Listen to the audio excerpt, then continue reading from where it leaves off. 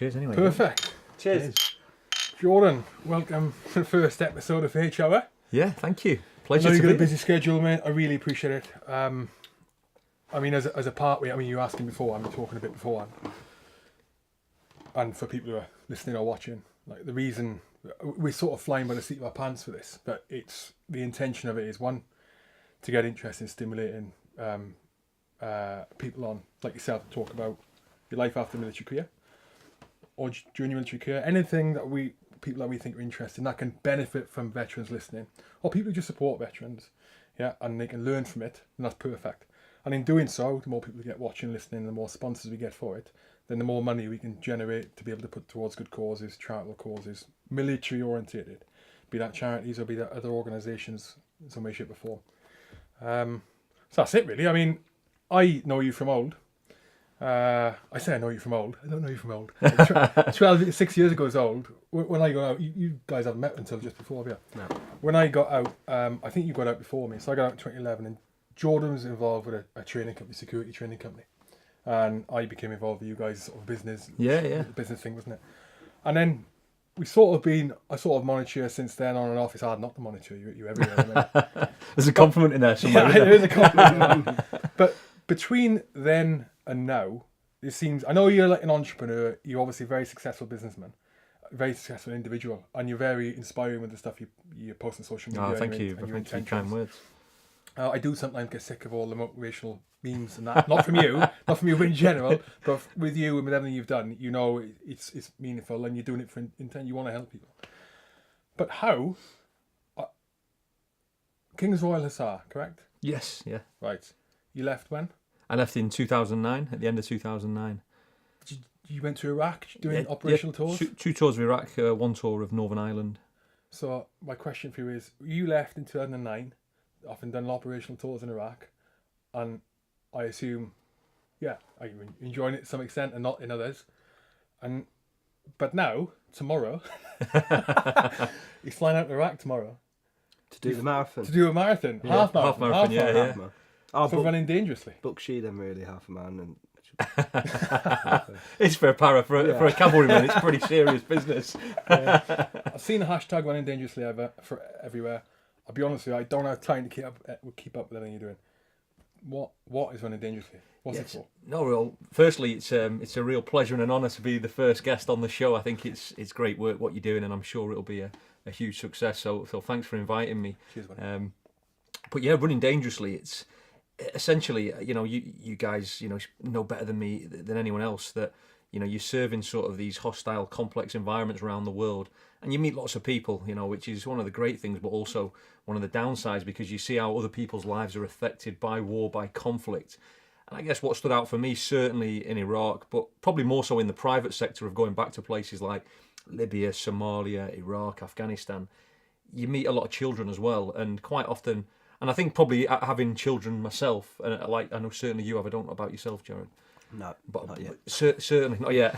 Not that you know of. The missus wants some, but no one wants to breed with it. No one wants to breed. But no, it's having a child yourself, and I just want to, I've seen these children in some of these countries, and went to lots of orphanages and sort of some of the NGO stuff I've been helping with, and doing capacity building programs in Africa and the Middle East. And some of these children, they're so innocent, they don't understand anything what's going on around them. Yet, they're still running around kicking a football. And I just think if we could inject a bit of something else to give them inspire some hope and change their lives for the better, we should be able to do that. And I think education is one of those tools that we can do that with. I think certainly in the West, in the US or the UK, we take education for granted. And actually, people like myself, and I'm sure lots of you, if not you guys, people who you leave school at 16, wasn't really that interested, and we ended up finding ourselves in the military, but. And we take that for granted. We weren't even that interested when we were at school anyway, because we wanted to play sport or do whatever it was. But actually, like you, I've gone back to studying later in life as I've started to sort of appreciate the value of it.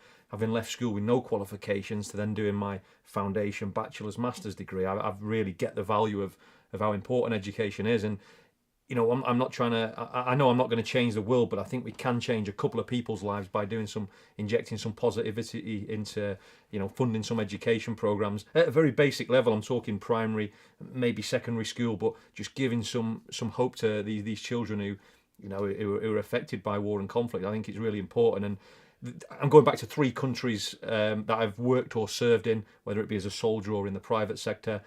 So I did a 10K in Somalia in February, which was it was incredible. It was such an eye opener. Went into Mogadishu, couldn't run there. Risk assessed it as we would do, and it was just like, you must be crazy. Everyone was telling me you're gonna get picked up, kidnapped, hijacked, whatever. Did you have security?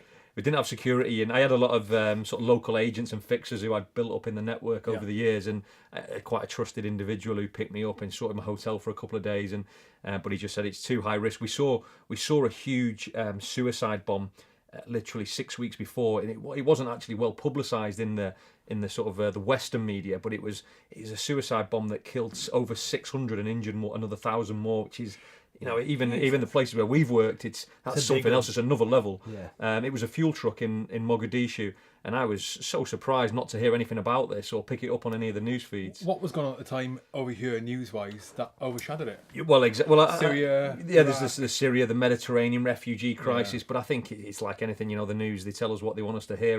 You know, it's the media. They influence the minds of the people, don't they? And that's how they control the world. But this. In Somalia, we did the risk assessment and we said, you know, it's too dangerous. And fortunately, there was the first ever mixed gender, male-female 10K taking place a couple of 100 miles north in Somalia.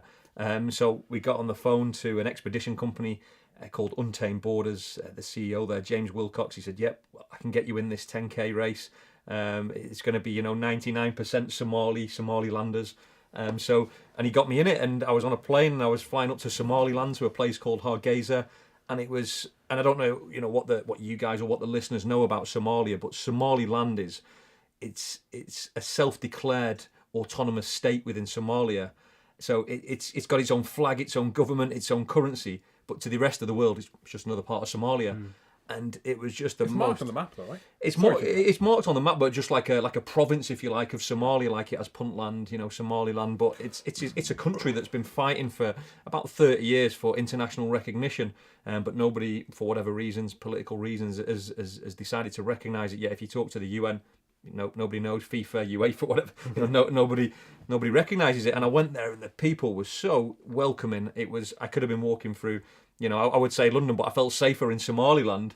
The irony of running dangerously, and I sort of discovered this new place, and I had an armed guard with me, but I could go in restaurants on my own. I could pretty much do anything, and it was even the banks in the street. They had piles of notes. The banking was on the street, sort of on the curbstone, piles, tens of thousands of dollars, and what have you. It was incredible. And that was in almost complete contrast to Somalia. To Somalia, yeah. And I wrote a blog actually of that whole experience, and I got a bit of friction from the Somalia people because they said Somaliland doesn't exist. It's part of Somalia. So, you know, and I knew I was taking a bit of a risk, but I always try and tell a story through my eyes and as I see it, not through what someone else's perception is. Whether it's right or wrong, I don't know, but I like to give a very authentic view as what you see and what you experience is, which is obviously different for everyone. But yeah, we got that box ticked. Then it was now the next phase is Iraq. So we half marathon in Iraq, fly out to Baghdad tomorrow. And it's going to be a solo half marathon because the half marathon of Baghdad or Iraq has been cancelled because of the security threat. So I spoke to a few people in the network, and a former King's Royal Azar he's actually one of the very senior partners at Control Risks, and they've agreed to support and help my logistics and what have you. So very kindly donated their assistance to make sure hopefully all goes without any skirmishes. Fingers crossed. Is the route under wraps? So can you talk about it? Yeah, the route's completely under wraps. I don't even know the route yet. So the routes they'll take care of the route and tell me when I arrive in theatre. Baghdad's quite flat though, isn't it? Yeah, it's relatively flat. Probably be around the camp. Probably be around the camp like. It's on a treadmill. It's on a treadmill in an ice container. You obviously went to Iraq and the CP and stuff like that, and you get the old 400-metre compounds, and you get blokes doing like 8 miles, 40 odd laps. I've done that. Did you see? Was it last year? We're going off topic here slightly. Did you see the uproar about What's that app? What's the app? Oh, the they can track- Strava. Where, is it in Did you see Afghanistan? that? Afghan. I know. And the US troops, weren't it? US troops, right? Strava in the routes. Troops, when they run around Strava in the routes, will and making it public. So you Right. go on the Strava map, Yeah. look on Afghanistan, it's just squares outlining All the compounds. all the camps. And they're The just running around the embassies and- perimeters. Yeah. Right, it's still on there. It was crazy. It was crazy. So that's good with CRG doing that. It's good with Yeah, CRG. brilliant. Yeah, really, really good support there. And then actually, there's a lot of people, you know, a lot of companies, a lot of people who are supporting it. Inmarsat with the comms, Frontier Risk with the medical side, Hostile Environment Liability Protection, a part of the Lloyd's of London Insurance Syndicate. They've sponsored my kidnap and ransom insurance, my travel insurance, personal risk, all that sort of stuff, as well as a $10,000 donation into the pot, which is it's incredible. And I think I always believe that life's quite reciprocal. You know, like you, I know certainly you try and help people where you can. And a lot of those good things are coming back to me where I've tried to help now. You know, I asked for a donation, sent an email out, and the amount of people that have come back is, you know, I got a donation anonymous of 20,000. I say anonymous, I know who it is, but they didn't want to be known, sort of thing. Just saying good luck. I think it's a good thing what you're doing. You know, it's incredible. This is the thing. I think as soon as, because like your CKRH with Power Edge, and when you're serving or when you're out, there's always a banter and animosity to some extent. But when you end up doing things like you're doing things like Nick Goldsmith, Hidden Valley Bushcraft's doing, and things that hopefully we can do with this podcast. As soon as that happens, it doesn't matter what unit or service you're from, because in the back of your mind, that's what I think anyway. Unless you're completely ignorant, getting out and you're still in that. Absolutely. That mindset, well, I think they're the people who struggle, to be honest. When you know, when I get and I respect, certainly with you guys, you know, the from an outsider's point of view, that the parachute regiment is very elitist, and rightly so, because it's, you know, you train to be the best at what you do in the world. And I think, you know, people, same with the Royal Marines as well. You know, I certainly in the maritime sector, I come across a lot of Royal Marines, and some of the guys who, mainly the people who've been in a lot longer, so the 22-year career sort of men, you know, they found it quite difficult. Some of them, a handful of them, you've got a cavalry guy who was a junior NCO as my team leader, and I've just served 22 years in the Royal Marines, and I'm a specialist in, you know, amphibious warcraft or whatever. You know, and I felt sometimes in my early 2009 getting on a ship, it was I felt like I had to work twice as hard, you know, than everyone else in the team. And then I was the team leader to prove yourself, because people are sort of institutionalized to the military way. And one of the things that I always say actually to service leavers is that, you know, and I'm like you guys, I'm very proud to be a former serviceman and a veteran, and I do lots still for charities and sit on boards of military charities and things. But one of the downsides, and there aren't many downsides to being in the military, I don't think. You know, it's a very positive experience, and I recommend it to anyone.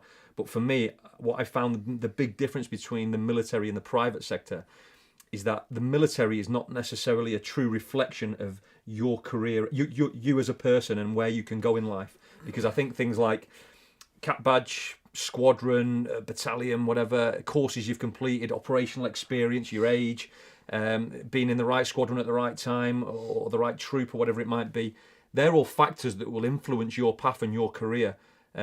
You have no control, or you have limited control over those things if you don't get on the right course at the right time, because somebody else has got there. You know, you can't control that. Whereas in the private sector, you can pretty much control everything you do. You have a choice at all times, and as you guys know, everything is commercially driven. Everything is results orientated. In the military, if you don't do your job properly, you know, I was in a tank regiment. If I didn't maintain X amount of tanks by the end of the month, I'm still going to get paid. No one's going to. It's not going to be the end of the world. In the private sector, that's a contract not being delivered on time. That's the client not getting what they've paid for. So I think that there's a very different set of skills required, although lots of transferable skills. But I think it's a very different journey, and we both have done lots of things to try and help in terms of educating service leavers. And I think, I think the academic side as well, getting a better understanding of the wider world. Not just, there's a lot of people who leave the military and we digress slightly, but who've done all the tours. But doing the tours in this day and age isn't good enough anymore. You need to have something else that makes you stand out from the crowd, don't you? Whether it's specialist skills, whether that's a medic, a linguist, intelligence, you know, mechanics, or having the academic piece to go with it, a degree or whatever it is, and they do matter. I think, you know, I think that people say, "Oh, a degree, what does it matter?" But if you got two people and one's got the operational experience and he's got that, you know, he's 1-0 up on you already, isn't he? Yeah, definitely. I think with the like the succeeding in the private sector, we've had slightly different experiences. I know what you have, but I think I'm talking now private security, Middle East specifically, which is obviously a huge part that blokes and women still going to know ex-military, right? But my experience from it, and this is on again, your experience and how you do in the contract and the kind of, you know, jobs you're on and your connections you make and your networking and the experience you get all varies in my experience from project to project. And the majority of the projects I was on, it was all very much, instead of the right person getting the job, and this is not me saying I was the right person to get the job, I'm just, you know, it's like 150, you know, instead of the right person getting the job the majority of the time it seemed to be the mates of the influencers. And that's not just, you know, that's common across many industries, and something they're trying to change. But in line with a lot of what you said, when guys get out, when especially when it's security or anything, the two things I say is reliability is key. You know, you've got to be reliable in the military, and blokes need to keep that on the go. You've got to be reliable. You say you're going to be somewhere on time and do it. Don't just, you know, fall into that rocket 5 minutes late because I can get away with it because it's SIP pop and they don't have a go at me. You know, it's Sergeant Major. But the other one is, and I'm stealing this phrase from a good friend of mine, is not to be a job snob, because you've got the education you need to get if you need to get it. You've got your academic qualifications, your higher education as well. But one thing you're lacking, and you were saying that knowledge of the commercial side of things and the corporate side of things, which when you get into 16, 18, you haven't a clue. When I got out, I didn't know what project management was. Yeah. I didn't know what corporate meant. I remember getting out and I was out the dictionary. What's he on about? What does he mean? What does he mean? Operations manager. Yeah. And because it's not the kind of operations I was used to. I didn't have a clue. And the way I learned was when I was working away a lot of the time in Iraq. It was Iraq almost the entire time when I was private. I came back and off good advice from other people, I tried to make a point of doing a job in the UK when I came back every time. And I didn't care what it was. I did care what it was, but I just did it anyway. Yeah. I did stagging on as a security guard down on a river in Barking. Oh my God, it was the worst thing ever. I'd try and do 2 or 3 days. Yeah. That one turned into 10 days. It was horrendous. Night stag, like high vis. It was freezing. But the people I met were fantastic. The connections I met were fantastic. And I did my job properly, and so I got a good reputation within. And we're talking little things, and you might think, what stagging on a flipping river? Look, so making sure it's just personal standards. It's those core values what the military teaches you, isn't it? Make sure the pikeys don't come and steal something. It sounds crap. It's not. I'm making connections. Yeah, I'm working out in the Middle East, but I'm establishing a base in the UK to come back to. So when I wanted to make that transition back, it was easier for me. And if the contracts ever fell through, which they did all the time in Iraq, you had work waiting for you because you'd work with people. But you gain that vital experience of how it really works, Just working in Civvy Street from small tasks, big tasks, highly paid tasks to rubbish tasks. Yeah. But it's the conviction to go and do that and not being a job snob, because we value ourselves so highly in the military, and rightly so. For a senior, I was a senior NCO, and you're swallowing your pride in a way. You stag on and work with someone else. Who, again, like you said, it could have been a Lance Jack and whatever. Sometimes a civvy was the team leader. Who didn't have a clue, and I hated him. But I was learning, and very few people in Civvy Street give a damn what your rank was. I'd say when you go into private security, and if you go into corporate security or the corporate world, wherever that may be, if you're an officer, very, very helpful. If you're a senior NCO, as in warrant officer and above, that's helpful. Column and below, it doesn't make a difference if you're a column or a Tom in my eyes, and that's from experience. I've seen it. A lot of the times now, I give the advice is, and it may be right, maybe wrong. It's just my opinion. Is that the biggest factor if you're going to go in when you get out? That your biggest influence, apart from your knowledge of Civvy Street, which is going to be your biggest influence on what kind of jobs you can go for immediately is your rank. I think the one thing you can work on, the one thing I think, because like I said, you can get out as a sergeant or whatever years, you can stay in for an extra 4, 5, 6 years and be a W2 and get out. And I think even just that difference, it makes a huge difference in the opportunities presented to you. I may be wrong, but that's my experience, especially with the officers. I mean, we know that. And as you go higher up the chain in the military as well, you become more exposed to Civvy Street. Yeah, you become more exposed to the sort of the politics behind it. I didn't get those levels, but I'm aware of it. And sometimes it's an easier transition.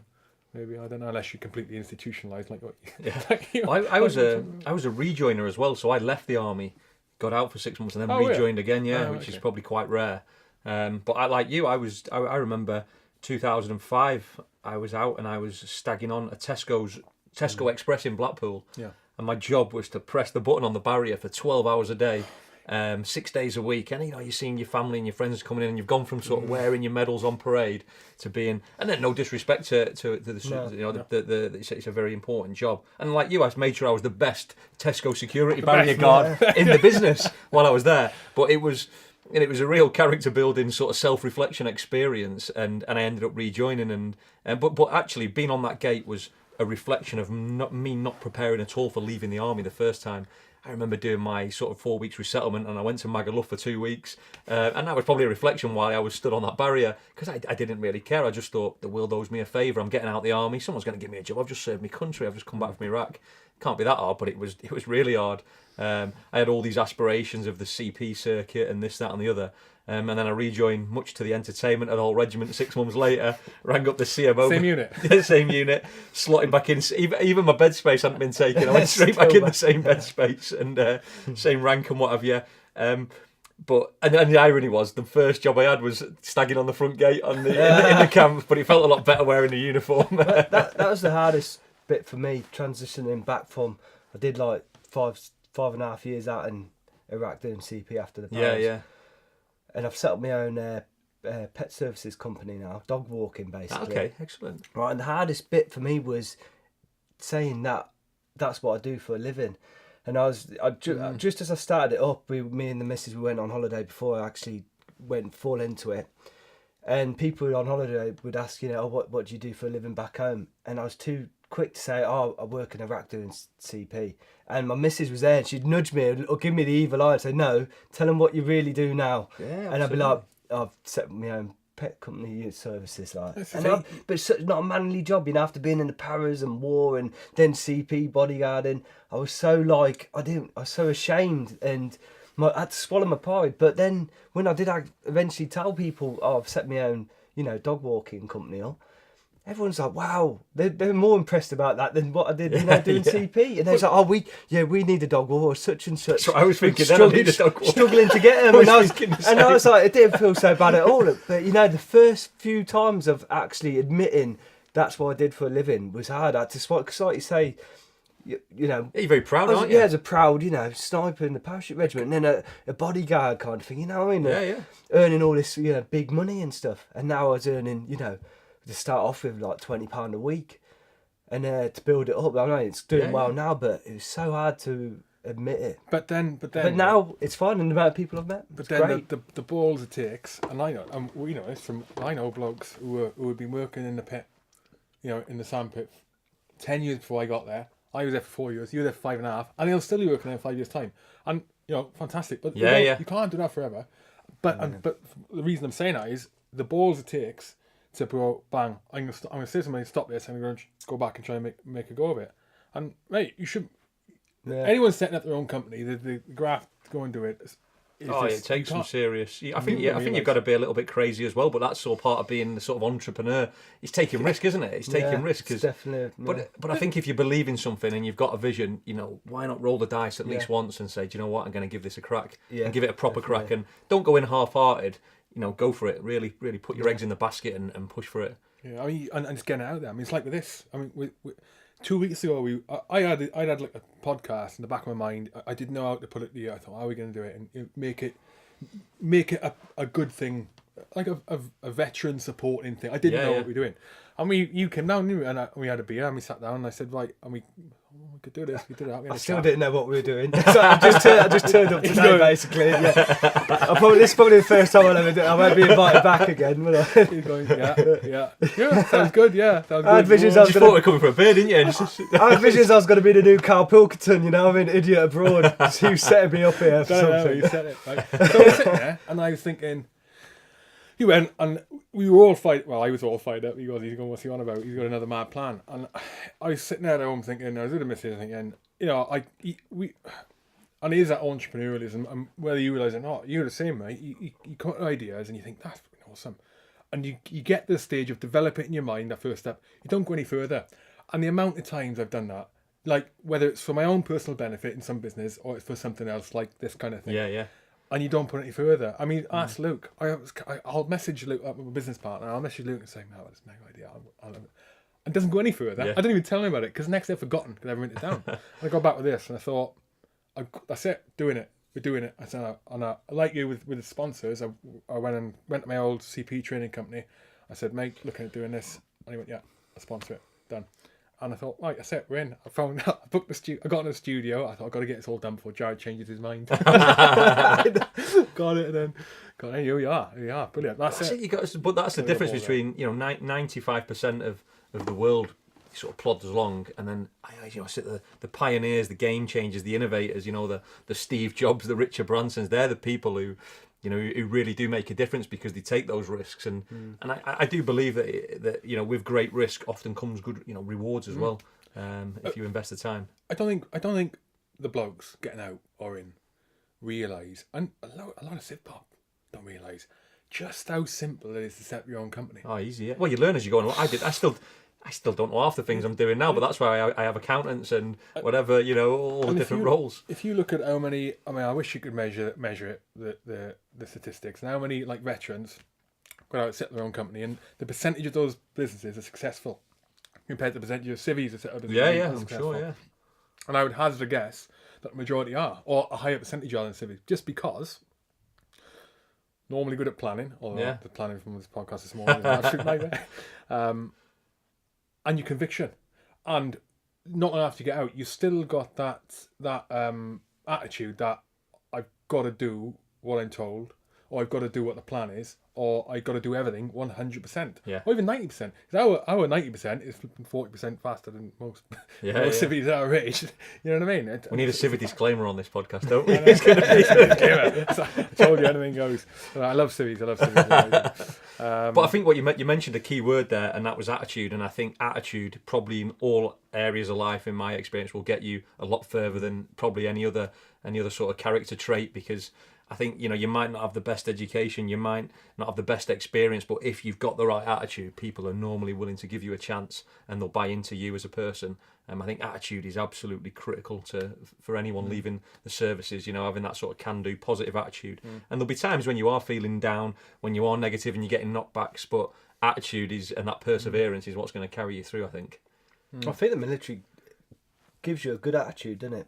You leave them, I did. Depending on your experience. Well, yeah.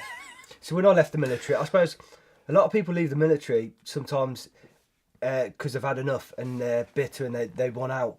When I left the Paras, I could have quite easily stayed in. I left on a high, I did.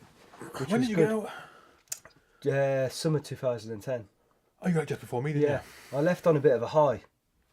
Yeah. And why were you on a high? Because, I don't know, I was going for CP. I knew what I wanted to do, and I thought I wanted to give it a go. Yeah. But I wasn't bitter about my time in the army, whereas I met a lot of people who got out before me. Their last 12 months, they just hated it. They wanted out straight away, kind of thing. Well, I didn't. In fact, my last time bit in the army, I was back with you. And it was, and the last 12 months in the army, I kind of learned so much more and enjoyed the job even more, kind of it. Being back in A Company. Yeah. It was fantastic. Fantastic. And I left on a high, and I think that was good. A lot of people, when they're leaving the army, they're bitter, they want out, it couldn't come quick enough. They're just, I think it's quite stressful as well, though, that period of sort of getting ready to leave, because I think nobody likes the unknown, do they, in life? That's what I think as a soldier, or just as a human being, you always want to be in control of whatever your destiny is. And there's that massive sort of black cloud of the unknown above you as you're leaving. Most people don't, they might have an idea, but quite often the people who go and do resettlement have nothing to do with that 6 months later, whether it's a gas fitters course or a plumbing course. Or What did you do for yours? Resettlement? What did I do gas for fit. mine? Dog walking now. No.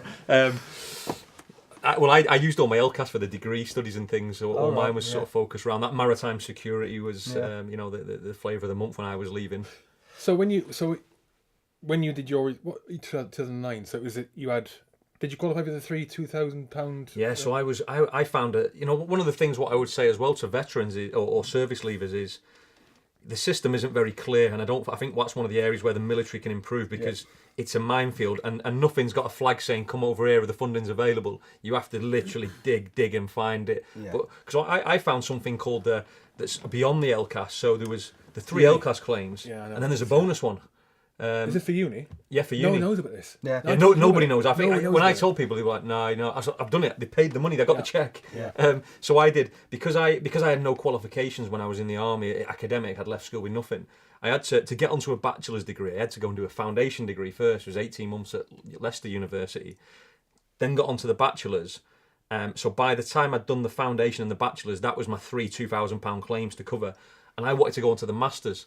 And there's a system in place in the military that if you have studied from entry level and you've stayed on the same path in terms of subject, so I was in security risk management, we will give you a bonus one, and it's not even capped at a fee, it's just to pay for that course. I think mine was like something like 7,500, which was more than the 3 LCAS claims, to let you do a postgraduate degree because you'd followed the career path from being in the military of the LCAS. So I got the 3 2000s plus a full master's level degree. I think it's changed since then. I think it's changed slightly since then. It was called PHLF or something like that. Something it's like a 4-letter acronym or something. So they don't tell you. They don't tell you. Or It was actually if the they uni do that tell you, told me. don't really understand. It was the university that told me about it, not the army. Yeah, the way I understood it was so regardless of whether you use your LCAS or not, right? You can use it to go and get a degree, and the level of that degree depends on your academic qualifications or qualifications. But let's say, for example, like you've used your first LCAS to do your CP course, yeah. You've got 2 other LCASs left. You want to do your PHLF. If you want to do you got that extra grant. If you haven't used those other 2 LCAS, they take those and put it towards that. So because I'm going to be all over that. The plan, like I'm on my 3rd. I've only just used my 3rd LCAS now. And then I'm hoping to do a master's in security risk. I haven't got a foundation degree because off the back of the book, the manual. Yeah. You get credits and things. Basically, I think you're going to be eligible. I think I'll probably jinx myself. Probably the senior NCO thing will get you through as well. That was one of the things for me. If I'd have been a senior NCO, the CLM and all that sort of stuff. Because I found out about with the senior NCO or with any rank, right? That is you can directly translate that into CLM, civic quals. Sort of leadership and management, isn't it? Yeah, leadership and management. It's an MVQ, but you have to do it within 2 years. Okay. And I found mine could have been like a level 6 or level 5, I think it was. And because I found out after 2 years I couldn't have it. It's another one they don't flip and tell you. But 5/6s like bachelor's degree, 7's masters. Yeah, 5/6s. I mean, that's the thing with the career transition partnership and the career transition workshops. Like I found it good. There's a lady called Heather Wheeler, Heather Desberry, there, and she was fantastic. But it's so short a time. So short a time. They're trying to teach you what options you can go on to. This is when you're still in, when you haven't got a clue what you're doing. You've got a clue, mate. Yeah. And they go, right, they teach you 10 minutes about a CV. Right, you need to write your CV, and you're going, team medic. Good at leading section battle. It's section attacks and that. But going back, one of the biggest things we've got when you're in is that network. We become so when you're in, and when you're in and people leave, you don't stay connect with them. No. You don't. People, and I hated myself for that. I knew there was guys struggling with PTSD, suspected PTSD and different things. When I got out, I realised it. I thought, oh man, I should have stayed in touch with them. You have every intention when you're in to stay in touch, but because of the way it is, it's like military, civvy. You just don't. You're so busy when you're in, but staying in touch with people. That means you've also got people to reach out on and get advice. One of the ways I managed it early on, because I like my write things down, Google Calendar, I schedule it all if I get a chance. Was I put a reminder because I was job hunting like everyone does, and I wanted to get into CP and putting the feelers out. and I started reconnecting with people on LinkedIn, and I put a reminder onto my, I think it was Google Calendar at the time, and it was monthly. And for each person I thought was an influencer, I said, right, just drop them a message. Yeah. How's it going? You talk, keep the network alive. Don't be looking for anything. Exactly. Keep it alive. Keep it alive. Exactly. And when someone comes to you with a question, never because they will do whether you're out, whether you're in. Can you help me out with this? Never be the no, sorry. Yeah. Be the no. But I tell you who might be able to help. Yeah. Even if you can't help them out, and this is sort of but that's the linking the people in, isn't it? Yeah. So there's the sort of the old expression which I never use actually and don't really like. It's we're going to use it. When I'm going to use it for the purpose of this podcast only, I'm going to use it. So people always say it's not what you know, it's who you know. Yeah. But I flip it on its head. I say it is what you know, but it's who knows you. It's not who you know. It's who knows you. You need to be the go-to person. That when I want CP, I want to be thinking Hugh Kurt. It's the guy I've got to go to. I want your name has got to be the one that comes up in someone's head. If I want maritime security, Jordan, I'll speak to Jordan because if he doesn't do it, he'll tell me someone who does. And be that link and that middleman and that connector, that sort of influencer, because then you're also in. Or not directly, but you are filtering opportunities. You're seeing the opportunities from a commercial business perspective now. If you're the person who's connecting, you know what's going on, so you know who, and you can join the people together. You know that there's a great medical company over there because you used to work with them, whatever, and he needs a medic. Let's put them together. Yeah. And life is very reciprocal like that. If you help people and do good, people don't forget. I don't think. Karma too. You do good things, it comes back eventually. Absolutely. Yeah. But also just on the networking point as well, I think you mentioned a good point about who's already in your network when you're in the military. And one thing what the sort of the cap badge ethos is really good for is finding people who were your cap badge but you never served with or met. That's something that I found really strong. So for example, the gentleman at Control Risk tomorrow is a former King's Royal Hussar. I've reached out to him. He supported me. I never met. The first time I'll meet him, we've already got the connection. We've already got the connection of we served. We're cut from the same cloth. We Hussar and all that sort of stuff. Yeah. So, and again, the things like regimental reunions, association meetings, they're all great for. You find so many weird and wonderful people that are up to crazy things. Most of them, some of them at sort of 1950s, 1960s, they served. Might be just doing the national service, but they're still very proud that they were part of that military connection and always willing to help you, and and vice versa, help them. There's another famous quote because I love my memes and my quotes, as you know. Tell me about them memes. So it says that the currency of real networking is generosity and not greed. And it sort of goes along that theory of because human nature always people come to you when they want something, don't they? Yeah. So, don't be one of those people, sort of thing. Yeah. Try and help people, and as we say, it's reciprocal. If you're going to reach out, and I did years ago, years ago, it's like 3 or 4. I did an article on LinkedIn, and I named it something catchy like 15 reasons why something CV. And one of the bits of advice in there, not CV, talking about networking. I call it inbound networking. I call my own term for it because it's like catchy that. And, really caught on based that. On about, Mate, it got like 17,000 views. I was on. What's this guy talking about? I've seen this dickhead. What was I saying then? One of the things in there was, in not so many words, was if you're going to connect with someone, whether you got connection or not, whether they're a mate of yours from old or not, your first message does not want to be, "Hello, I'm looking for a job." Yeah, can you get me a job? But how many blokes do that?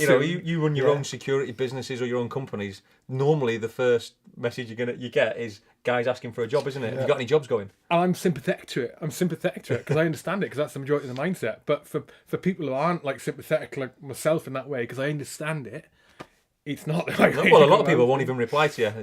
Delete if you're lucky. No, I mean people expect you to be able to get them jobs too. I had many messages saying, can you get us a job? And I'd be like, I can't pull the strings. That's the thing. But I used to be like, look, I can't guarantee you a job, but what I will do, I do know the woman in HR. I will ask for you. Yeah. It's not just clean. It's very, very. And I think as well on that point, probably for a service leaver to highlight that just because he's a good mate or a good drinker in the bar, Yeah. he's not the person you want to be recommending for a job. Yeah, You're putting your own reputation on the line. Yeah. Everyone makes that mistake, don't they? Bringing in your best mate. Yeah, it's hard to vouch for someone. That's like not that. unlike. It goes back to that. Unlike the military again, where you get your mate on a task. That's great, but Yeah. in civvy world, he's going to get you your sack if you get it wrong, Yeah. Too Oh, wrong. and you only get one chance. We spent some time in Dubai, didn't we? A couple of weeks in Dubai, and like it was a visa drama. So we're trying to get into Iraq, and we had 2 weeks at one point. 2 weeks in Dubai, Yeah. and it was this carnage. And you learn That sounds tough. You learn now the drama queens are. Going, Jesus Christ, I ain't going out. We're going in the UK, but we're stepping back. I mean, going right back, running dangerously. So We you digressed for about 20 minutes, Yeah. then, didn't we? That's my name in Wales. Digress. You raising money, and you were on about education and for young Children uns. in conflict, yeah. How are you Are you building schools? Are you donating to organisations who build those schools? How are you? So we're working with 4 charities. And is it just those 3 countries that you're doing the half marathons in? Yeah, so 10k half marathon, full marathon, and it's progressive mainly for fundraising. But purposes. those 3 countries, yeah, Somalia, Somalia, Iraq, Iraq, and- Afghanistan. Yeah. So the link is the countries that I've worked in or had a, touch my heart. Yeah. But yeah, so 13 years. Actually, when I run this week, it'll be 13 years today. Like you guys lost a lot of friends and colleagues in the military, and it'll be 13 years to the day where I lost one of my teammates in Alamara. Oh, tomorrow? No, when I do my run at the weekend. Oh, okay. It'll be quite a bit of a memorial piece to it as well. We'll do some blogging and what have you, which should be good. Probably quite emotional, but Was that in the riots? Was that in the riots in Basra? no, Oh, Amara, it was the same Amara. period. It was Amara. Alamara, Yeah, but it was yeah. the same time. Yeah, Yeah. with I the guy on the Warrior went on fire. Yeah. Oh, yeah. Staffordshire Regiment. Yeah. Right, And then obviously go to Afghanistan. We're working with 3 charities. Sorry, to answer your question: War Child, UNICEF, the Darlington Foundation, very small one in Somaliland, and a new charity called Frontline Children, which I've trying to get heavily involved in, doing some really good stuff. I like the concept of Frontline Children is very small charity, but what they're trying to do is the people who fundraise and take your money on the street, whether you're a bucket collector or you're the guy who gets a sponsor, they're the same people who will go out and deliver the project, as opposed to one of the problems with these big corporate beasts is you got, I'm not pointing at any particular charity, but people sat in London on £250,000 a year at the top of these charities, and you're thinking to yourself, it's a charity and you're on £250,000 a year, and I didn't even realise till recently that a lot of these people that are signing forms in the street when they pull you in, they're all paid salary. I thought these were volunteers, a lot of these. My mate, thing is with my this, mate go on. Colin, I don't know if you've seen it, he's X1 para. I worked with him out at CP. He started challenging these, Yeah, I might met Colin Carl, recently. Carl, I yeah. want to get him on. I met him in his Scouser. Yeah. You need a Yeah, translator. yeah, yeah. You need a Yeah. translator. Yeah. I met him at the Chennai 60 actually, Liverpool. Yeah, he did a lot of work for them. Yeah, didn't yeah. he? But yeah, I used to work with him. He was videoing him, weren't he? Challenging the charities, from mainly there- around the veteran and military injured and service. from there he I'm gonna there's Well, a lot of them got shut down because of his work. He didn't looked He's still into it a doing bit deeper, didn't he? And he's like, this needs to stop. And fair play to him, he donated a lot of his time. The thing is with it is that like what Colin does is he was challenging charities that weren't really charities or they weren't donating money. I was actually going to bring what you were just talking about and sort of that corporate structure at charities and the people at the top. I was thinking I'm going to bring it out actually because I completely disagree with what you're saying. No, that's fine. No, that's good though. That's I'm not saying I'm right. think I'm just my I opinion. think about a lot. I've got like connections. Let's put this away. I met Sophie Parry, Bryn daughters Parry's- help the founders of Help There, their daughters. A friend of mine's a very good friend of hers, and I've met them, I think, and at times I've been under the wing of Help for Heroes and various other charities. And one thing to understand from my perspective is that if you have to in order to raise the sums of these charities start off small. They start off small, absolutely. and they grow and they grow and they grow. And if you get the wrong people in position in the wrong places, then they either stop becoming as focused as they are and not as efficient as they are, and therefore wasting money, or they don't go in the right direction. you could argue that I don't know, Help the Heroes, for example, spend, I don't know, £10 million a year on advertising. Yeah, well, why spend that? 10 million could be going to such and such. They spend, I don't know how much the boss gets paid. You know, let's say that's 10 million. Let's say they're raising 50 million over the, you know, in a year. And obviously, I'm just using plain figures. That money that's raised and goes towards whatever it may be. I mean, it didn't, not just talking about military charities, any charity in general. That money that gets raised, that vast amount of money that gets raised, that vast amount of money wouldn't have got to that point they can donate all that if you didn't have the background infrastructure there and the money going towards the advertising. And I did some work for the RSPCA and it was paid, and it was raising money for the RSPCA. I did, and I did it for a while, and we were paid, and we met with the RSPCA, and they could not be thankful of us enough, and they paid us to do it because of the way that we raised money. And we talked about people in the streets, and we were going to business. It was business to business, and their return, so the RSPCA's return on paying us money to then go out and raise money, because we are targeting certain people. When we were targeting certain people, we wouldn't take any old donation, and we were talking about monthly now. When you pay £2 a month, or we wouldn't take anyone's. It's properly regulated, okay, within the businesses. We won't go and say, you'll pay us £250 a week. We were doing like an analysis. If we felt they wouldn't continue those payments for at least 3, 4, 5, 6 months, or there was a certain thing, we didn't take it. We didn't even approach them. Like, we weren't allowed to approach anyone under the age of 25.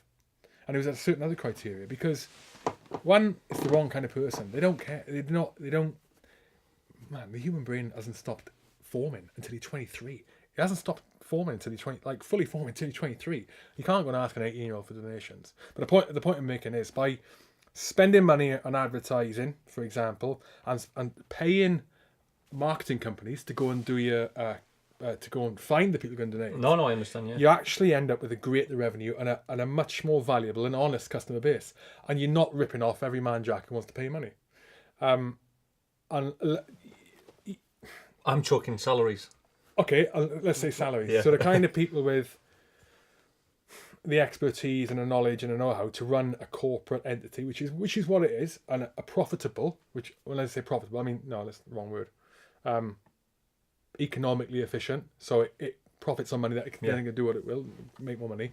You're not going to get that paying tuppence. You're not. You need people who have a lot of experience in doing it. You're not. I get it. Yeah. I think in paying that money, you get the people who need to benefit from the charities get a lot more benefit. I mean, can you imagine if like the Oxfam do it, Help the Heroes do it? They pay a lot of money in the background, a lot of money, but they make so much more in paying that money. It's so much more beneficial. Yeah, it's crap. It's an interesting debate. It is. It is. I thought about it a lot over the years. And I'll give you a real example of. I'm not having a pop at any charity specifically. Well, I am actually. I'm going to mention a charity. we tell it how it is on this show. I don't use this phrase. We're going to use it anyway. Don't tell anyone. But so, UNICEF, big, and done some incredible work. And I'm only talking from my very, very small experience with them. So UNICEF, I contacted them last week. This is one of the project. They're one of the charities I'm supporting. I'm going to support anyway. I'm not going to let some child be disrupted by my interaction with an individual there. Yeah. But I asked that the UNICEF slogan is "For every child in danger." I asked them for a letter last week. Wrote a letter asking for a letter that I needed because one of my donors asked for an official letter on letterhead to say that I was, or because I'm organising a charity ball in November for the same project, Running Dangerously Ball, and I wanted prize donors to come forward.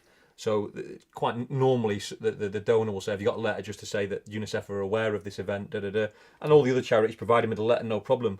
And I got a letter, an email from the head of fundraising at UNICEF in the UK branch saying that because your project is called Running Dangerously, we can't support this event. And I said, what do you mean? I said, but you're happy, and I sent one back saying, just to clarify, you're happy for me to give you a cheque though at the end of it, and you're happy for all the other stuff I've done, but because the project's called Running Dangerously. I said, but your slogan is for every child in danger, and he said, and he told me all the risks surrounding the reputation of the, and I said, understand. I didn't get that at all. And I said, but just to confirm, you are happy for me to give you a cheque from the money that I've raised from the project? And he said, yeah, you're very welcome to donate to us. And I was just like, that's just incredible that could happen.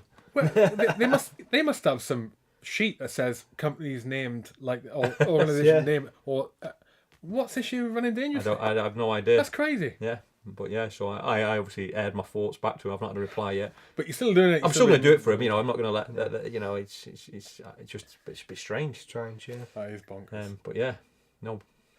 And so the other one's War Child. War Child, are they yeah. British companies? Yeah, they're in the UK. Raise a lot of money. They're not in Iraq. So actually, I've linked a charity. Tried to link a charity to each country. So UNICEF, Iraq, Darlington, Somalia, War Child are in Afghanistan. Do some incredible work. Again, raising millions of pounds. It's quite hard as well. One of the things that was quite frustrating, which again, I understand as I've learned a bit more about charities, but I wanted to. So there's actually a couple of other charities that I'm helping in the background that I've met along the way on the journey. So going out to Somalia, visiting an orphanage, and then thought, do you know what? I've just spent a week with these children. I want to help this specific orphanage, because what the big corporates can't do, which the little charities can do, is they can link you in with individual programs and students. So, for example, with the SOS Children's Village in Somaliland, I know that I've paid for this particular little girl's education for the next 12 months and her food and accommodation in the orphanage. She writes me a letter. She sent me a picture. It's a bit more personal. Broken. It's personal. Yeah. Whereas, I go to the big charities, the War Child, the UNICEFs, it goes in a pot. And wherever it goes from there, who knows? Because it's got to cover the overheads, the advertising, the marketing, and that's quite difficult. And I understand the reason, like you say, very justifiable reasons, and also for child protection and data protection reasons. But the smaller charities, I don't know if I have a bit more of a affection towards them. Well, on that, so I think we've spoken about this before. I learned this when I learned this last year at some point. And I was talking with the Parachute Regimental Association, which is a registered charity. It's part of there's three of them all affiliated under the same branch. You got I think the Airborne Security Fund is another one, or Airborne something.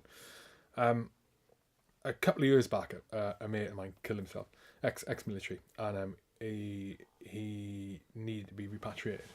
So SAFA stepped in. Again, SAFA, amazing, but we're talking big charity, right? So 6 months or a year later, X amount of months later, me and Ronnie's close mates, we went and did a charity walk, like 20 miles, over the Malvern Hills to raise money for SAFA, because obviously repatriation isn't cheap.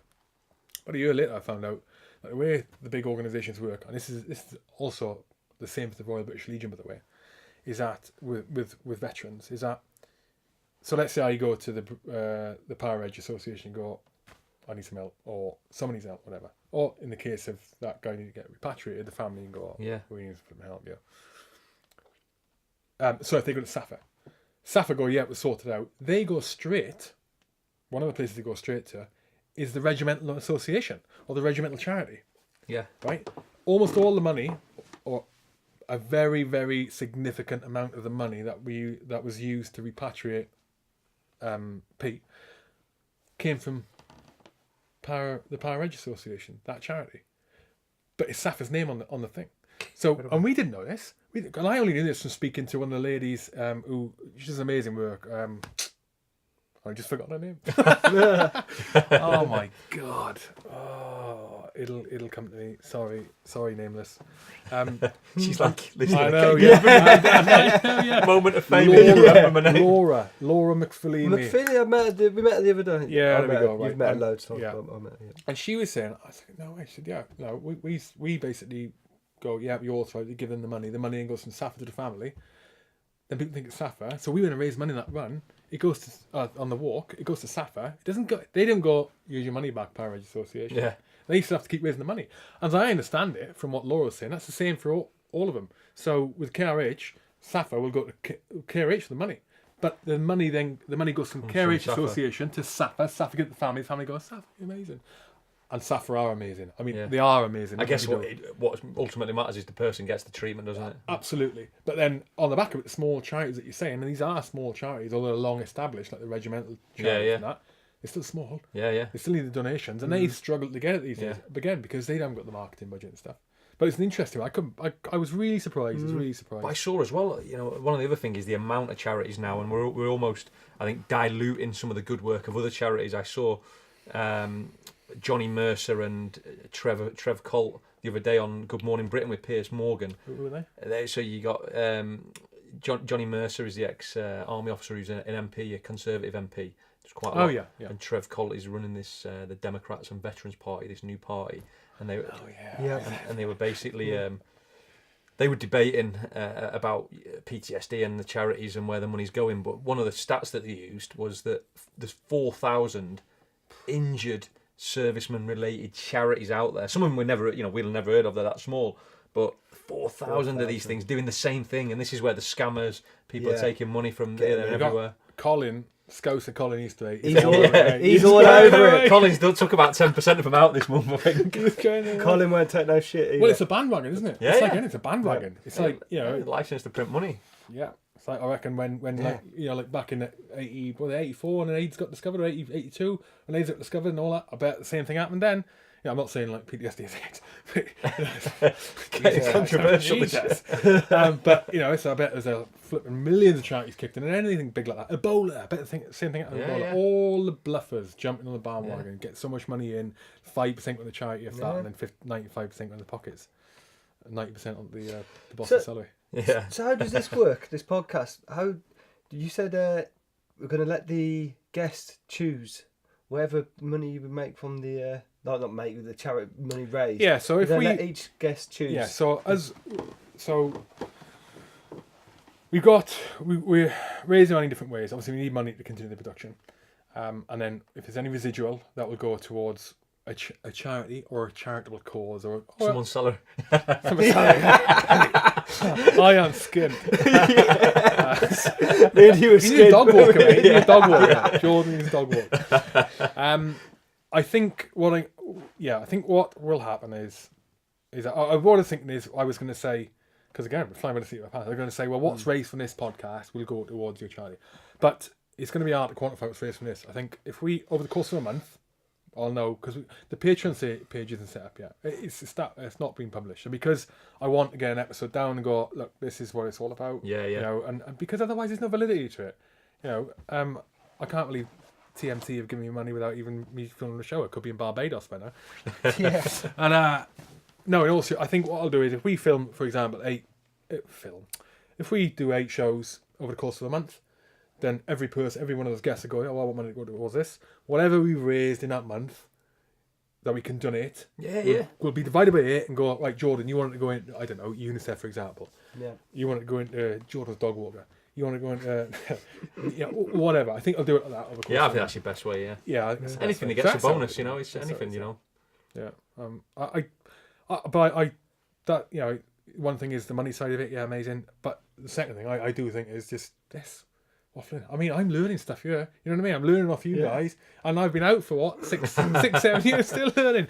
When you got out, did you go straight into maritime? Yeah. How come why did you make that decision? I think it's the market conditions as well. I think it's like I guess I wasn't in business. That 09 was the height of that. Maritime was just kicking off then, wasn't it? It was CP and release was on the peak. Yeah, Maritime was 09 was just emerging, and 10-11 was the peak. The sort of the pop star wages and what have you. And I think quite lucky to get in early. When you at the start of maritime industry, very unregulated, very ungoverned. You literally was ex-military and you jumped on a ship. Come forward, 8-9 years now, you need every ticket under the sun. It costs you probably $3 or $4 grand, and you're never going to earn that back for about another year now. In the current market, we were getting on ships at £500-600 a day. Now $60 a day is the rate. Crazy, incredible out there. But the market changes, and you don't. It's like any people. The threat doesn't. Yeah. No, the threat has changed. Oh, is it? Okay. Yeah, in the maritime, definitely. Yeah, there's we've $1 billion spent on naval operations in the region. There's lots. I think what I meant was the threat doesn't change in direct relation to the the price of money you're getting paid. No, I think so, because you think look at $60. well, maybe not 60. You're the expert, mate. I don't know. No, I think the threat is in line, or the pay is in line. Well, I think they're being underpaid still, but I don't think it warrants what it was. To put it in terms of scale, we've not seen a hijacking in a couple of years. In 2010, we had 40 hijackings. We had 40 ships sat in Somalia, over 1,000 hostages. We've not got even 1/100th of that at the moment. One over that period of time? No, so at one particular time, at the height, we had more than 40 ships. We're talking big oil tankers, cargo ships in Somalia, and over 1,000 seafarers held hostage. Now we're talking, we can count on one hand, I didn't know that. So it is in line with the threat. The Navy have done a great. The armed guards actually have been a big victim of their own success. Yeah. No. It's still statistically today, no vessel has ever been hijacked with an armed security team on board. Yeah. Let's go on that then. Your book, Citadel.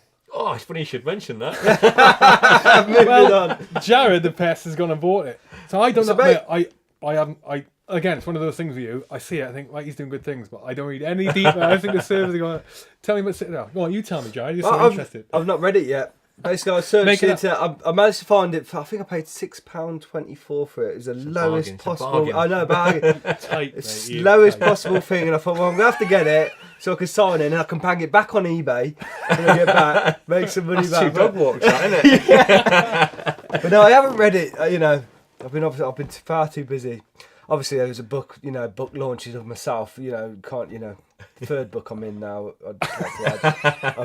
So I've been too busy to get round to actually reading yours. But I did have a flick through it. Yeah. It's not a colouring book. There's no. Yeah. And tell us about it. No, it's it was involved in an incident probably 7-8 years ago now, where we took a vessel into Somalia, into Mogadishu, part of an international aid programme, delivering rice and grain to the Somali people. In the maritime world, the way it works is depending on what country the vessel is registered to. Every vessel has a flag on the back of it, which is the country of registration. Every country, like every country in the world on land, it has different rules and regulations regarding weapons. Putting an armed security team on a British flag ship wasn't possible until quite recently, only a couple of years ago. So throughout the height of piracy, you couldn't have armed guards on a British ship. But there aren't that many British ships in the big scheme of things. We're talking a handful. We were on a vessel that didn't allow the carriage of arms. So some people would say, well, what was you doing then? How do you provide security? But we would put in a crisis management plan. We would harden the vessel with resources, the razor, all the stuff you've seen in the films, the fire hoses, train them and what have you. And we got boarded by pirates, and we go down to what we call a citadel, which is a panic room or a safe room that we've identified on the vessel. And the idea is you go in the citadel and then you get on the satellite phone and call for a rescue. We got down there, and the satellite phone wasn't working. We're in a black spot in the ocean. Exactly.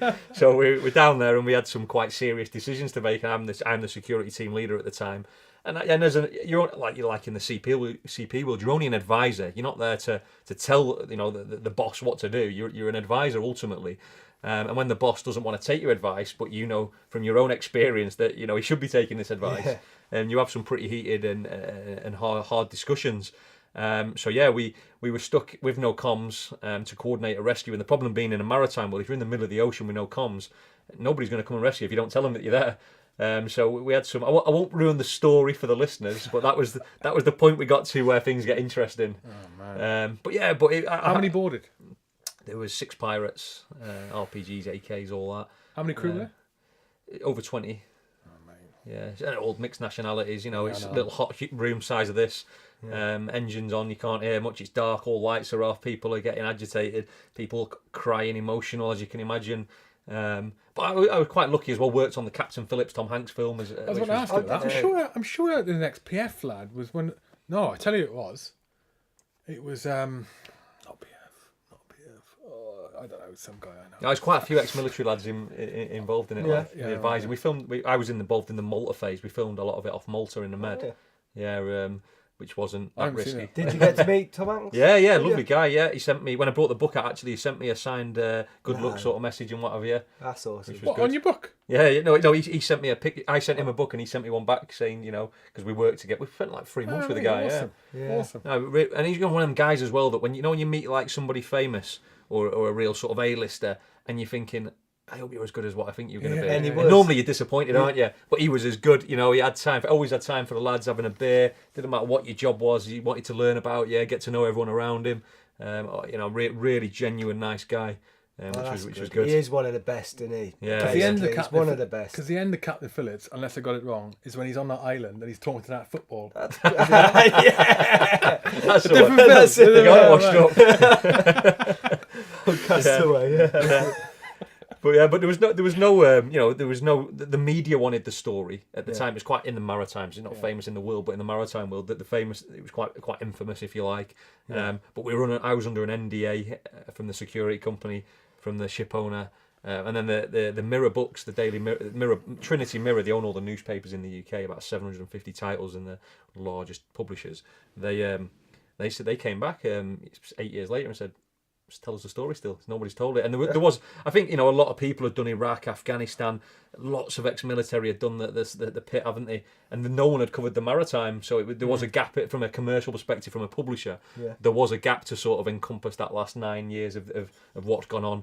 I was quite fortunate to not only do the maritime security, but be involved in all the other aspects of the industry, from running a floating armoury business to running a training company that provided the guys to go on board. So I sort of managed to somehow box off all the supporting elements of the maritime sector, and still do that today. I'm a flag state advisor for Djibouti. I'm in the International Maritime Organisation tomorrow. You're what for Djibouti? So I'm a security advisor in normal terms. For Djibouti? For Djibouti, yeah. Really? Yeah, so I'm retained. Man, you get everywhere. He was in Monaco last year. Monaco last year. He was on some yacht at some bluff conference he was doing with maritime. Monaco Yacht Show. It's an integral part of the maritime. I'm sure it's the same weekend as the F1. It's the same weekend as the F1. Yeah, maritime. No bluff too tough. That's it, Jordan Wylie. That's it. So, mate, you did. When was the Somalia half marathon? When did you do February. that? 10K. February. Yeah, 10K. Sorry, and then you got how many Ks is a half marathon? A miles is 30. 20.1. How have you been training for it? Like with the conditions. Like we've been doing 40 odd degrees, aren't it? 42 yesterday, yeah. Yeah.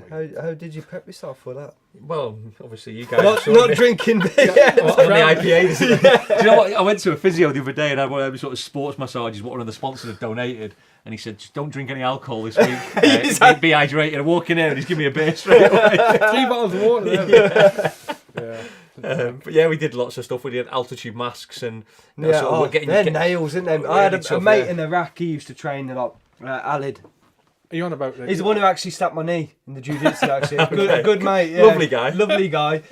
On the running machines with the masks. Really nails. It gets your lungs like working. That's not altitude mask, is it? It is, but it's not. I don't use it for altitude. I use it for just making your lungs work a lot harder than they would do for the humidity and things like that.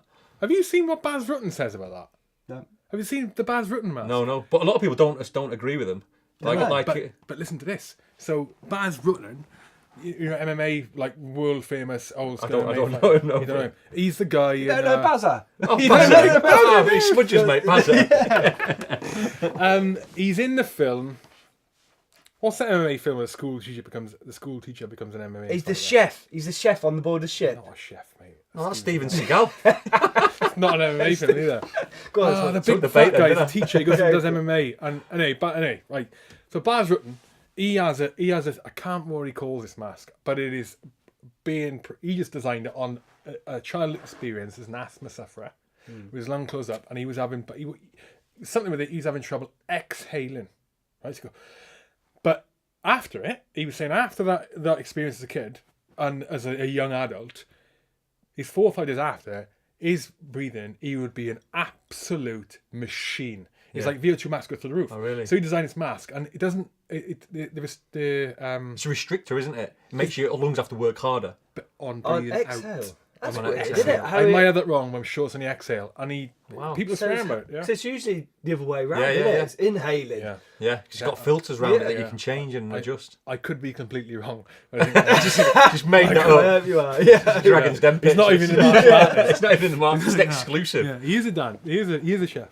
No, yeah. So and then when's your Afghan one? October. Where?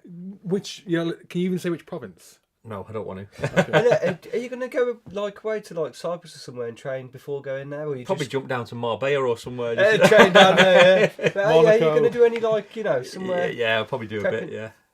In another country. I need to. I'll go out tomorrow, and I probably won't run till Sunday in Iraq. I'll do a few days, get trying to acclimatise as best as possible. But I'm not trying to. I think it's probably important to emphasise. I'm not trying to break any world records here. All I'm trying to do is get to the end. Round it. That's all I'm looking for. I'm not. Time isn't even.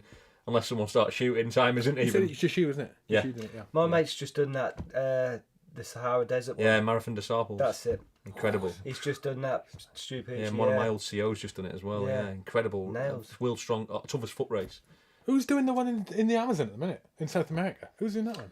There's a Power Reg team, isn't there? Going. There's I a think Power there's Reg three of race, them. still serving. Which one? Jungle. It's a jungle marathon. I Ultra can't- marathon. Jungle, Ultra- 50 miles yeah. from the jungle. Looks now. So I can't think of the lad's name now. Yeah, It's there's a some support serious company. challenges out there. Yeah, yeah, Right. yeah. It's good. Never mind Good. the heat and the distance. Flipping the animals, mate. The animals will get you. Trust me. Yeah, walking Ants. dogs every day, mate. Hey, use some minis. He's a climatist. You won't believe some of them. Yeah. I think we'll wrap it up. Are we on? Can we bring 6:30? up? Can we bring up your socks before we? I've noticed your Why? socks. Well, She well. wearing issued desert socks. Issue desert socks. Which how long have you theme, been innit? It's out? the service leaver transition theme. So how long have you been out? How long have you been out the?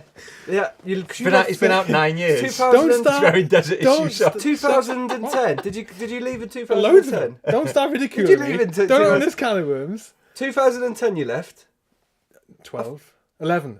2011. Yeah. And you're still They're actually wearing. from Telic 1 as well. Yeah, That's in the you're tag. still wearing. Yeah, when you cross the border, you're still wearing them. But yeah, anyways, I just know. Remember the digital sock? Do you remember the digital sock? camouflage socks? No, the digital sock. No.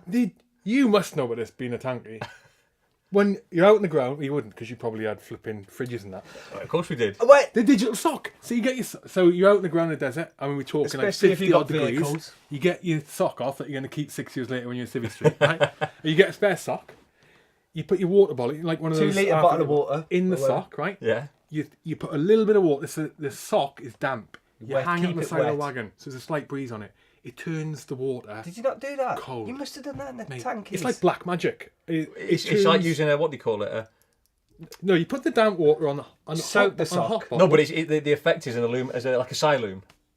It doesn't glow in the dark, no. Siloom? Doesn't No, glow, does no, it? doesn't, no. What are you using it for? Right, It so the chills the your water on the water. sock. Oh, is it Makes the chiller? water- yeah. You chill it. So the water on Bear the Grill sock. stuff. Siloom. A siloom. I'm hanging off the side of it. Well, I've got a He's done fridge the in my mas- tank. I've got a fridge and a cooker. It's got a Masters or whatever. What do I need a water cooler when I've got one inside my tank? Fair one. So- Yeah, fair one. Yeah. So very good. So we're out on the ground doing our long range patrols. That's what we did in the reg. So your sock, you damp it down.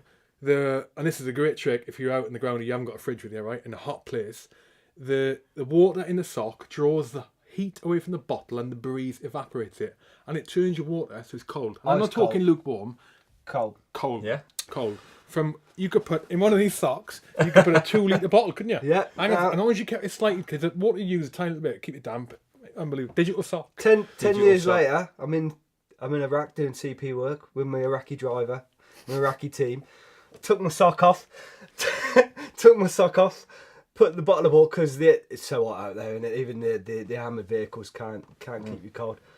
Done that trick, hung it out. The Iraqi thought I'd gone mad. Getting him to drive. I'm holding it out. I use my shoestring to hold the bottle out because you can't wind the windows down because they're all bulletproof glass. So I've had to open the door, shut it back, hold it on with a shoestring, and my bottle of water dangling outside, wet in my sock. The Iraqi driver's like, thinks I've gone nuts. But then when he did, he couldn't believe it. What It did they say when they noticed It worked. it? Yeah, but he still thought I was nuts. We just used the wine chiller in the back. Yeah. No. Where can you get the book, mate? Where can you? Yeah, buy you the get it books? online and Watersmiths. Watersmiths. There you go. Yeah. Waterstones, WH Water Smiths, Watersmiths. It's out there. And you got 2 copies, yeah? Yeah, And 2 you're going to copies. sign them. I'll sign And them. what we'll do is we'll with all 5 of our followers on the HR page, all 5 of them, we'll auction it off. I reckon we get like £4. You at least get £4 for Jared it. will buy it. He'll be sending his back to get a refund to buy that one, won't he? At £4. I got one for free now. I'm going to send this back. Yeah. No, yeah, thanks, mate. We'll auction them off and see what we can get from 'em. I might give it like a few weeks. Give them away, whatever. Encourage people to share and like your page, grow your audience. Whatever. I'm looking forward to reading it now. At first, when I first flipped through, I went straight to the pictures because I'm more of a picture kind of guy. Flick through the pictures, but now I'm actually no dogs were interested. Yeah. Is it on Kindle as well? Yeah, it's on Kindle. Yeah. And Running Danger, where are people? How can people keep up to date with how the race is going? Is there going to be any updates? I'll post on. Obviously, I'll slow it down a bit while I'm out there, but on social media, my handle is at Mr. Jordan Wylie across Twitter, Facebook, YouTube, all that sort of stuff, LinkedIn. And your website's Jordan Wylie at .org. So, yeah, .org. And it's surname WYLI. JordanWylie.org. Yeah. It looks quite good.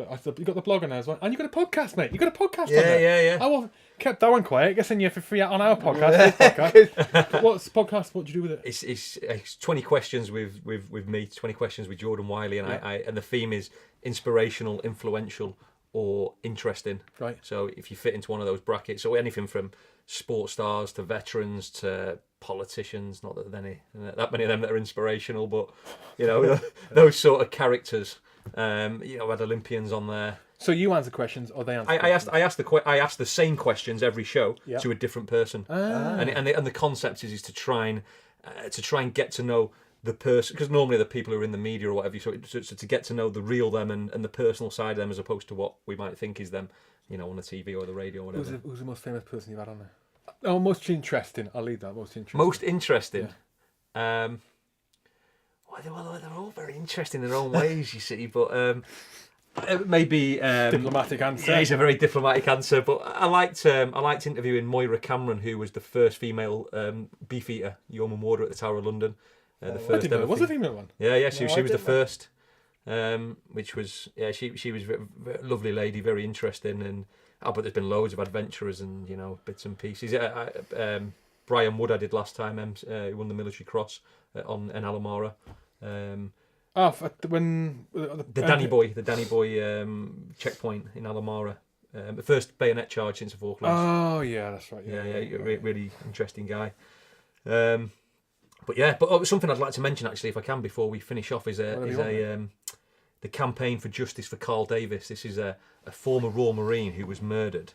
I've heard about this recently. Go on. Probably on your Facebook, probably. I reckon. Yeah. So Carl Davis, he was murdered in 2011. He was doing maritime security.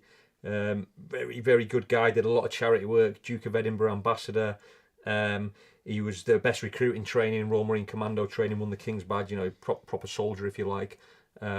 And he went ashore on Reunion Island, which is a little place in the Indian Ocean down near sort of Mozambique, Mauritius, that way. And he went out for dinner one night with the crew, walked back to the vessel because he was on duty the next day on his own. He walked back and left everyone. And his body was found 2 days later. But the family have never had any justice. No one's ever...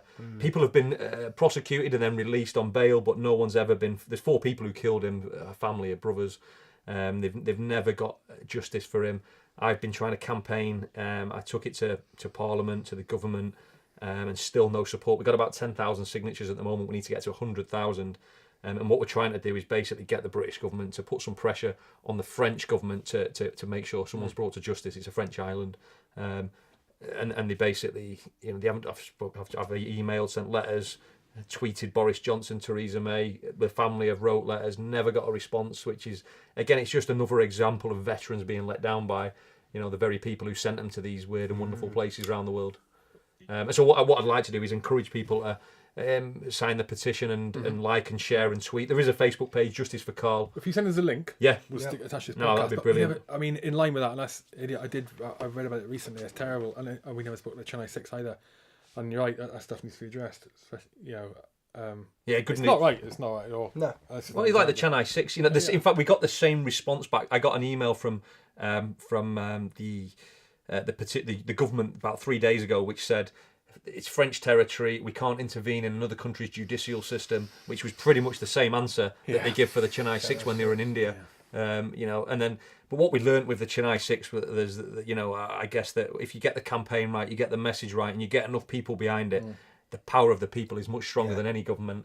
And in the end, they got over 500,000 signatures, you know, for the Chennai Six. So it's incredible people that were on that campaign. Send us a link. We'll get it on there. And at Mr. Jordan Wylie for social media. Yeah. JordanWylie.org for your website. Citadel, we auction off those books. And mate, it's been an absolute pleasure. No, pleasure indeed, gentlemen. And Thank you. Good luck on Sunday. Yeah, cheers, guys. Thanks very much. Done. Sweet. Awesome.